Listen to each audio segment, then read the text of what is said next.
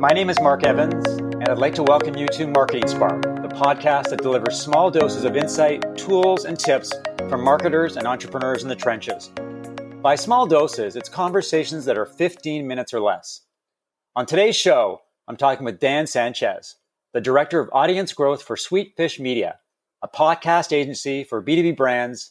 He's also the co-host of the B2B Growth Podcast. Welcome to Marketing Spark, Dan. Thanks for having me on, Mark. I love on your LinkedIn profile that one of the things that you love, aside from marketing, is yerba mate.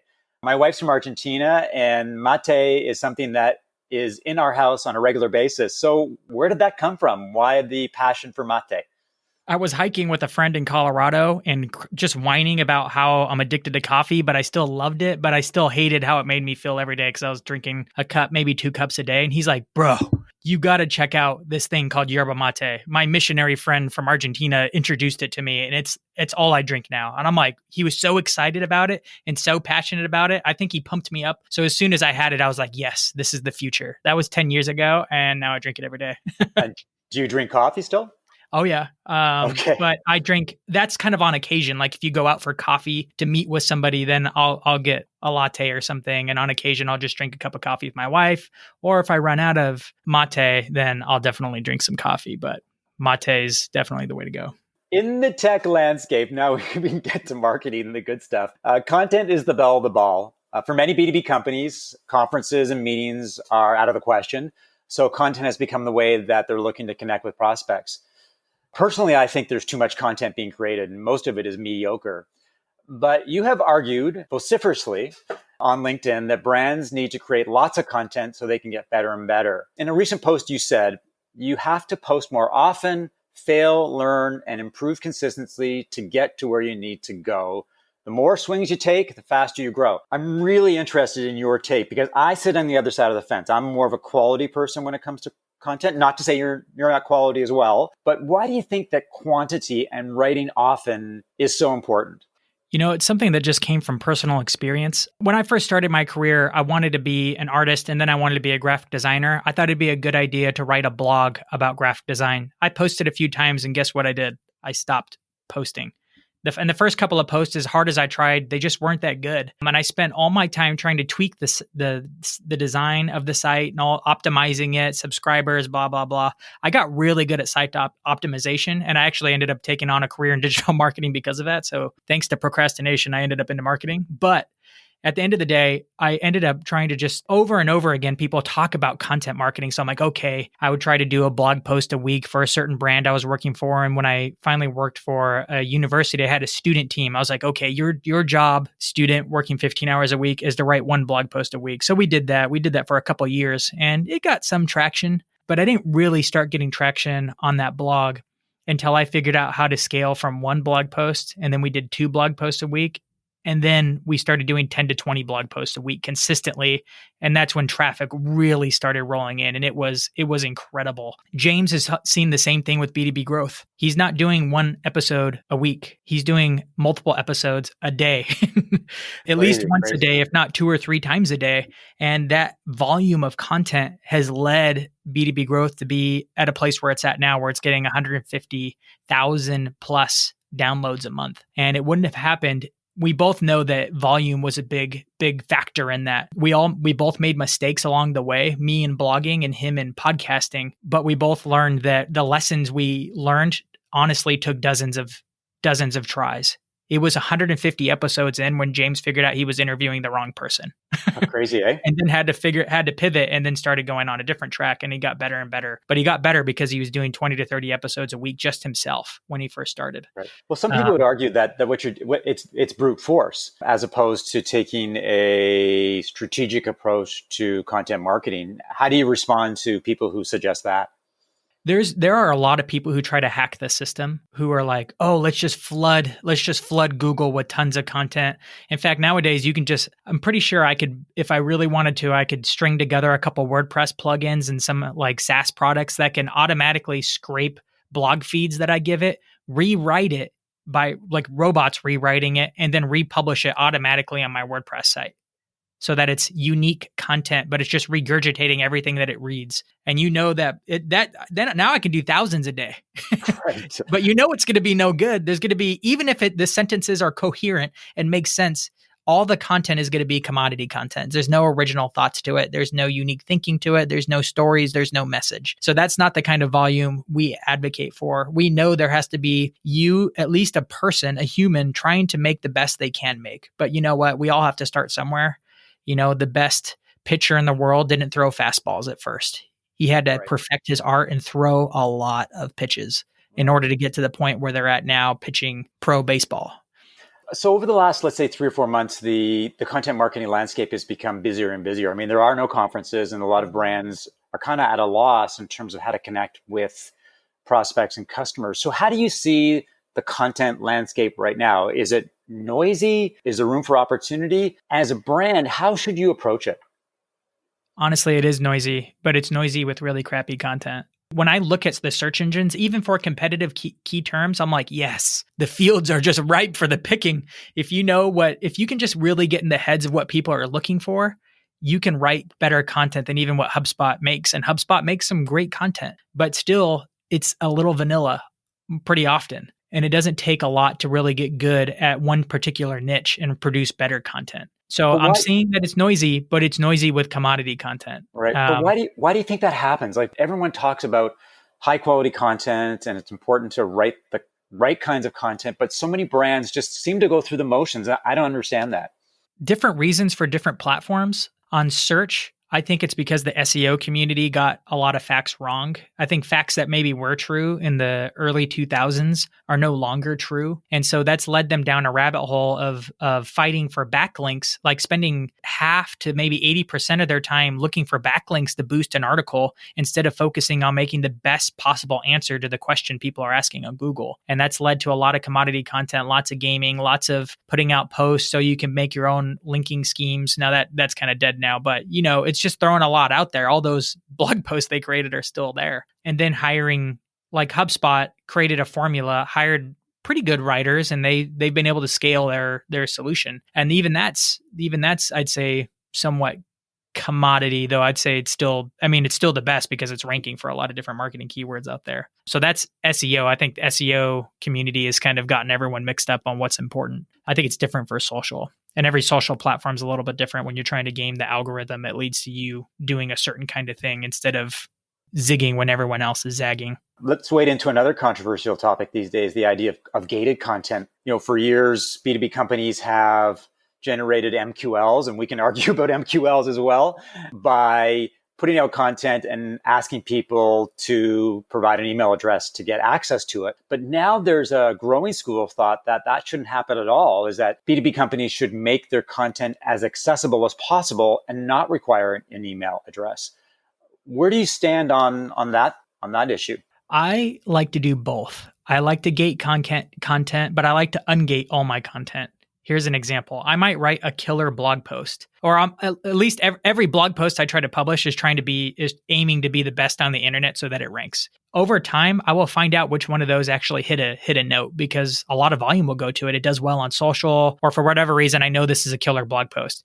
I will then repackage that blog post. I'll let it continue going out there, getting the rankings, getting the traffic, but I will pull the content, maybe run it through a designer, put it into a nice PDF, break it up so people can consume it quickly and easily, and then I will gate it for all the other blog posts people are hitting on that same category, and then might give me their email in exchange for this more designed piece of content. Because most people, let's be honest, are not going to go to the search engines and try to find out if that gated content is ungated somewhere. Right. They're just going to give the email. It would actually take less work for them to give up the email than for them to go search for it elsewhere. Unless you're smart and listen to me and now you're like, oh, that gated thing I saw on Sweetfish Media, I could probably go find it in the blog post. Yes, you can. Go search for it. You will just find it ungated. So that's how I like to work. I like to do both at the same time. Ungate it and gate it. Let it continue to do the work that it's doing ungated, but I still think there's a place and a time to gate the content to build a list. And that's where Chris Walker and I really would probably disagree. He's into demand generation, right? Create enough demand so that when people show up to their door, they're ready to buy, but they're going to find their way.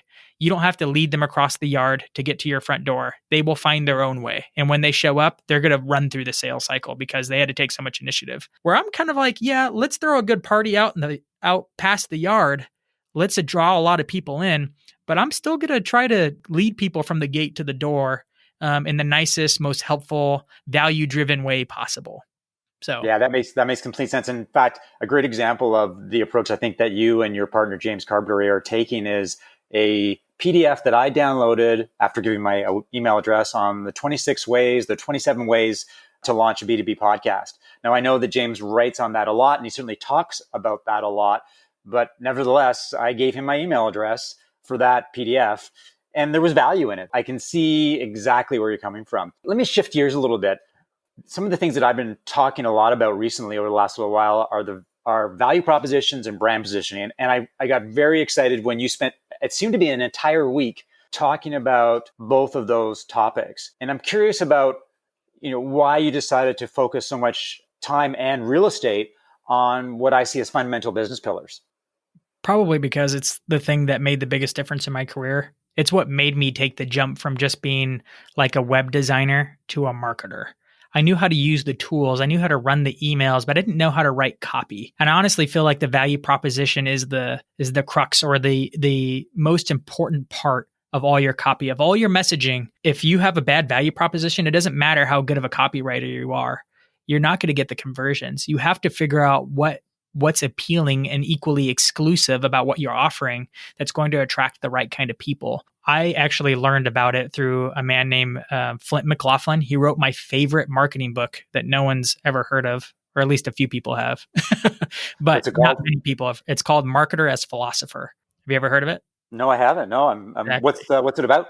It's about value propositions, but it's also about conversion optimization. Those are kind of like the hard things in it. But really, it's approaching marketing from a philosophical standpoint.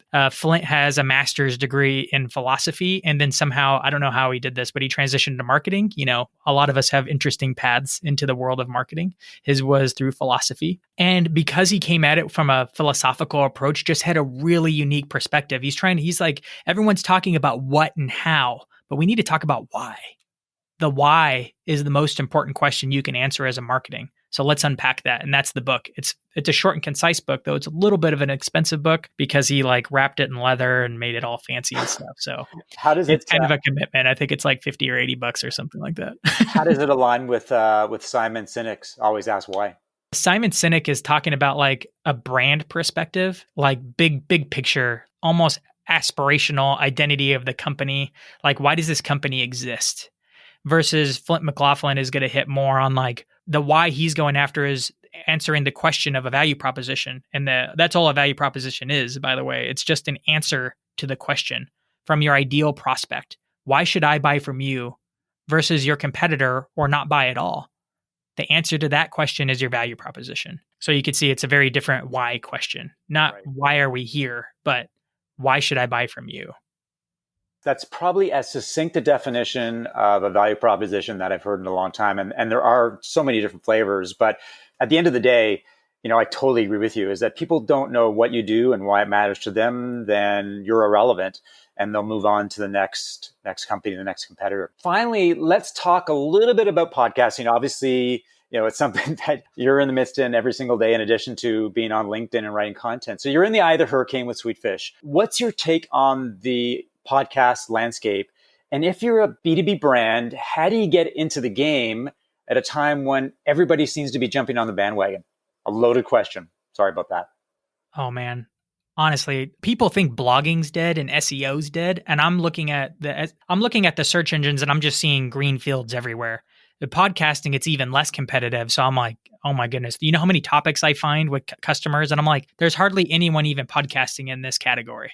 Yeah, there's a lot in the business marketing. So in our niche, in our LinkedIn feeds, we're seeing all the marketing podcasts. Yes, there's a lot of marketing podcasts. Even then, I could probably still find a lot of niches within marketing that have no one talking to it. Manufacturing marketing, there's only a few podcasts in that niche. So if you want to find a vertical and specialize in it, there's still a lot of room to grow. That, and if you actually go and search for the podcast, you'll find that most podcasts just aren't up to date. They haven't been updated in 6 months or longer. There's still a lot of room to grow there. And honestly, our approach, even if there was a competitive space, our approach is such that it still works. It still works. I don't know. Are you familiar with James's content-based networking model? No. How does that work? It's the key to podcasting. Before understanding the concept, podcasting was probably my least favorite channel. I was like, oh, it's hard to get discovered there. You don't even get to really, it feels like an owned channel, but you don't really get the relationship with them. It's not like I can single out individuals. I have to jump them over to email or texting in order to like really own the relationship. And it's just hard to grow an audience there. But then I discovered content-based networking and it changed the game for me. It's the idea that instead of just creating content for your prospective audience, we want to do that. But we also want to invite our ideal prospects, our ideal buyers to be guests on the show. How many emails have you gotten from people saying, hey, we have this thing. I think it'll make a world of difference for your business. Can I have just 15 minutes of your time to tell you about it? You get a lot of those emails? Right. Yeah. Yeah, all the time. And you say, no, thanks. No. Yeah. No, thanks. It's not relevant. You probably don't even look at the offer. You're just kind of like, nope, another one, goodbye. But what if someone came to you and said, hey, saw what you're doing at your company and it looks fantastic. Would love to ask you questions about it on our podcast and feature you. Well, you'd be like, oh, okay. Yeah. You might go and check out their profile and see what they're doing in their podcast, see that they've had a couple episodes going, and you're at least going to reply to that. And you're probably going to say yes. We find that quite a few people will say yes to being invited to be a guest on a podcast in most industries. Some industries don't like to talk, but Yeah. in most industries, people are going to say yes. And when you have them on the show, just kind of like what we're doing now, we got on, we started talking. There's a little bit of a pre-show back and forth. We're doing this conversation right now. And then when this episode ends, we'll have a little bit of more conversation afterwards. And in the meantime, you and I, Mark, are building a relationship. Like we will walk away from this episode and creating content together with a better sense of each other and a little bit more trust. So the next time you messaged me even about your services and said, hey, do you have 15 minutes? I have this idea I want to run by you. I'm probably going to take that call because there's more relationship there. It's the fastest way to building relationship, especially in a B2B space where you really just need one good conversation with one specific person to make the difference. The podcasting is the gateway into that relationship with them. They don't always turn into buyers because they might not be in the market, but that after you do it a long time, 20, 30, 50, 100 episodes in, man, that's a lot of relationships you now have in your pocket. And those people, they won't stay at that company. They might go to a different company. And when they want to build a podcast, guess who they're going to call? Exactly. It's interesting because I have a B2B client that is looking, or I'm encouraging them to start a podcast. And one of the things I've said to them is when you invite someone to be a guest on a podcast, it's very rare that someone would say no, because people just love the idea of having a conversation, of building their profile, of creating some content in a different way. In that respect, it's so powerful from a relationship and a prospecting point of view. Well, Dan, this has been great. I really appreciate your insight. We've covered a lot of ground in about 20 minutes, which is really hard to do. But clearly you're doing some great stuff on LinkedIn. If you are interested in what Dan has to say about personal branding, value proposition, podcasting, and a slew of other topics, follow him on LinkedIn. And thanks for listening to another episode of Marketing Spark. If you enjoyed the conversation, leave a review and subscribe via iTunes or your favorite podcast app. If you like what you heard, please rate it. For show notes of today's conversation and information about Dan, visit marketingspark.co/blog. If you have questions, feedback, would like to suggest a guest, or want to learn more about how I help B2B companies as a fractional CMO, consultant, and advisor, send an email to mark@marketingspark.co. Talk to you next time.